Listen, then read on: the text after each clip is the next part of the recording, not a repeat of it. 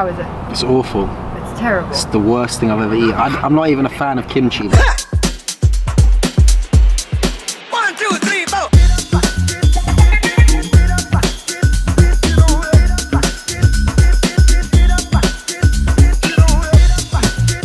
Right guys, so we're in a ranch in the middle of nowhere with, it's Trae, right? So we've come to secret, undisclosed location where he's retired to, and we're going to hear his story. So he is a retired football player. Mad. You never know who you're going to meet, huh? Well, I can see why you want the house right here, right? Yeah, I mean, it's just... The view's pretty nuts. So why did you say yes for let me do a trim for you? Obviously, you have no idea if I'm good or not. I mean, one, I really don't care. It's just, I'm not one of those guys that's flashy or has to look, you know. Sure. Like, I'm pretty simple, as you can see. Yeah? Matt.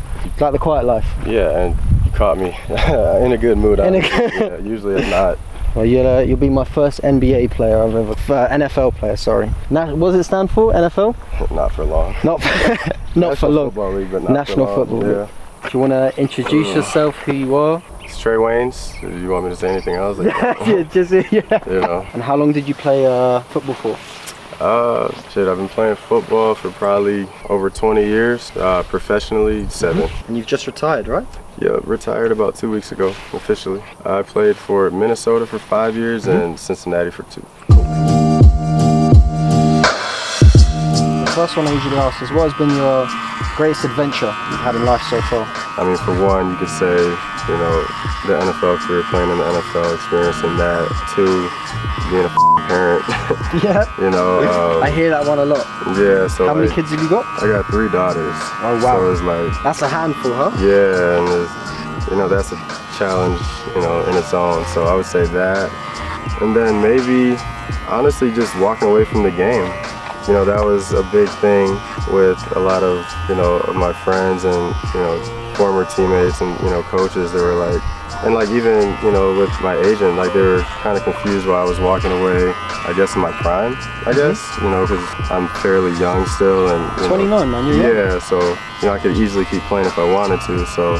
What was the reason that you walked away? You know, I've always had like a set number. Like I always wanted to play 8 years just because, you know, that's enough to make, you know, enough money to be financially stable and take care of my family. And do you feel like you hit that goal? Yeah, I hit it. You know, I hit it a while ago because fortunately I was blessed to be drafted first round. So I was... What's first round for everyone watching if they don't know? Yeah, there's multiple rounds in the NFL draft, and obviously, you know, the higher you go, the more you get paid and stuff like that. But you know, I was fortunate enough to go first round, and you know, my best friend shortly after. But you know, I had a good, you know, group of people around me that, you know, just helped me, you know, stay the course, and like financially, I, you know, made smart decisions. And when I had my first daughter, I guess, you know, I missed a lot. Just because of, you know, traveling and playing and stuff like that, and being at work all the time.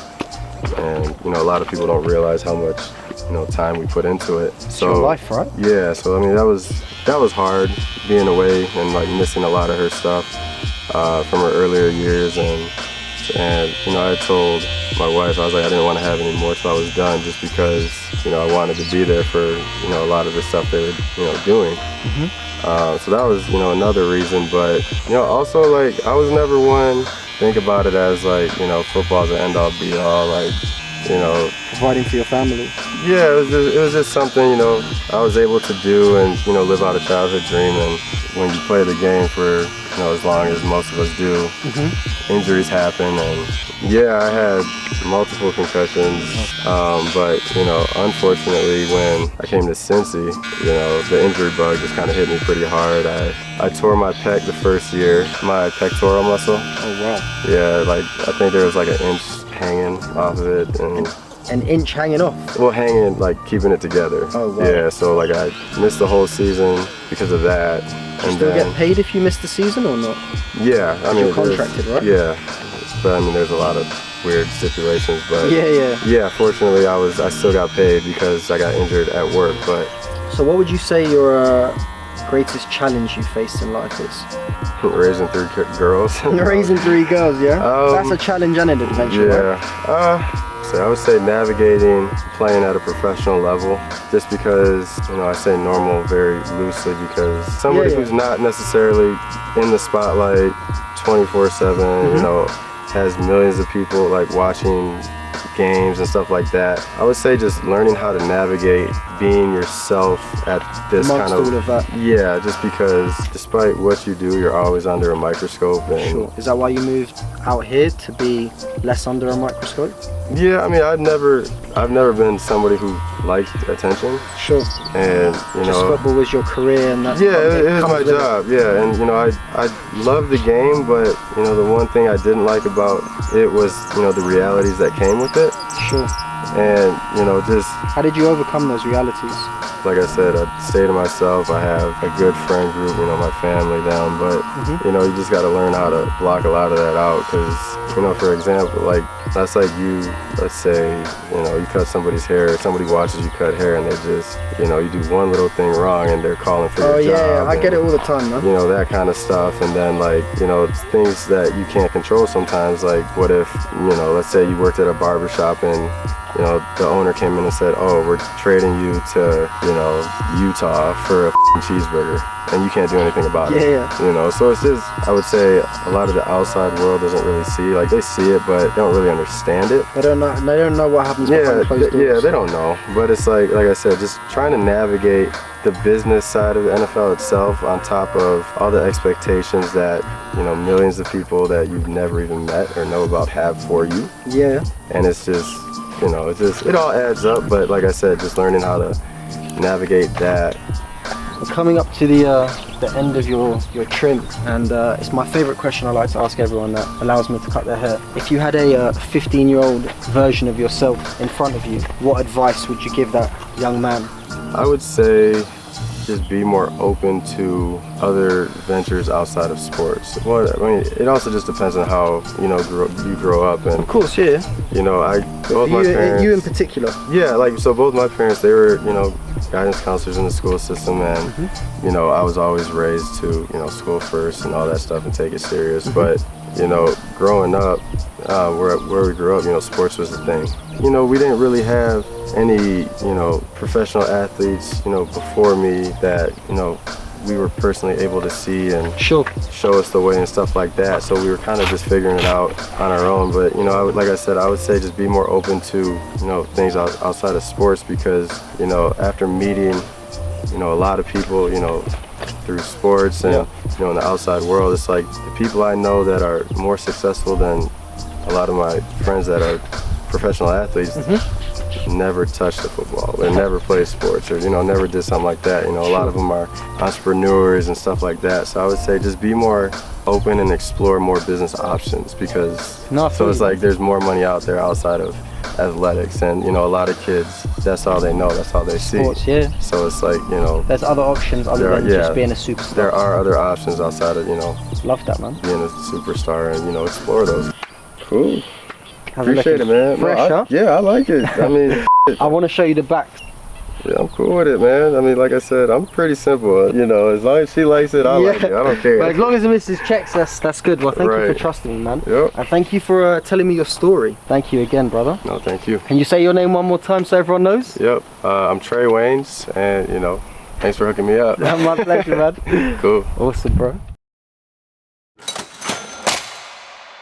Right guys, I need to go back to the hotel to get a spare battery, but we have done our haircuts for Montana, 3 of them, and an NFL star. It's time to enjoy the hot springs. Just before I leave, look how sick this view is. If it looks good, take a picture. Right guys, so we're back at the hot springs. I gave myself a haircut as well. I'm not sure how straight it is, but I have got a wicked tan line. Oh my god, look at that. Right, we are changed. I'm now looking for the exit.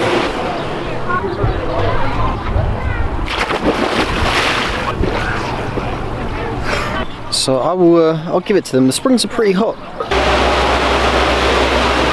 Right guys, my face is peeling to shit. It's time for dinner. Yeah, I think I'm ready. It's the bim bim. I'm not gonna say it. It's okay. It's called the sizzling bibimbap. It's a hot stone bowl and it has rice in it. It's the most popular dish, right? It is the most popular dish. What comes with more meat? The galbi is gonna come with more meat. If I was having the galbi, I feel like you'd have seasoned rice, right? I would have seasoned rice. Let's do seasoned rice. Yeah. Yeah, basically. Well, it's a nice bite. Yeah. Dumplings, 7 out of 10. Actually, 7.5. Very tasty, and the sauce is good as well. Now you have a cucumber salad. It's like an umami sweet flavour, like a very light vinaigrette. It's got kimchi, cucumber salad, and beef short ribs. It's a full plate. Now my sister would be going mad for this. And this is, I think this is the same cucumber salad. So we have a rib here. I'm going with my fingers. Yeah. That is some. Get out of my ear. It's a very generous portion size for the price. This was $22. Dumplings were $8. And there's a decent amount of beef in this. How is it? It's awful. It's terrible. It's the worst thing I've ever eaten. I'm not even a fan of kimchi, but I'm liking the kimchi. Good. It's good, yeah. It's really, really good. Beef is super tender. It's good. I'm very happy. We'll try one more bit of kimchi. It's got a nice kick to it. Not too spicy. Nice crunch. All the things you're looking for when you're taking a bite of food. Crunchy, spicy, tasty. And anything I can grab for you over here? Can I get this takeaway? Yeah, it's a very large portion. Yeah. And compliments to the chef. It was absolutely disgusting. I'll be right back with a box for you. Thank you very much, bro. Right, guys, it's been an emotional time in Montana, but tomorrow we have got a long 10-hour ride all the way to Washington, Seattle. I'll catch you later. Okay, let's make a boogie. Freeway entrance.